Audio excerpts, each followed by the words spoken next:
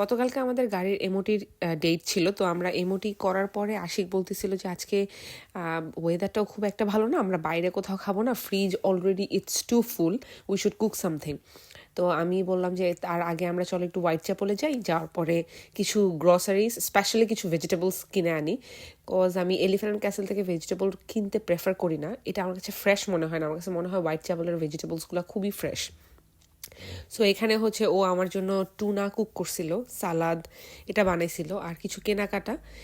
তো সকালবেলা উঠে আমরা হচ্ছে ফার্স্টে সেন্সবেরি গিয়েছিলাম ছোট্ট একটা জুস কিনতে, অরেঞ্জ জুস, এবং যাওয়ার পথে দেখলাম এটা হচ্ছে একটা ফিনারেলে যাচ্ছে as far as I know. আর ওয়েদার এত এত এত লেভেলের জঘন্য ছিল যা আমি এক্সপ্লেইন করলে ওটা কম হয়ে যাবে। আমার কাছে মনে হইতেছিল আমি রাতে ঘুমানোর সময় I see London is black like dark, and when I wake up I see London is dark as hell.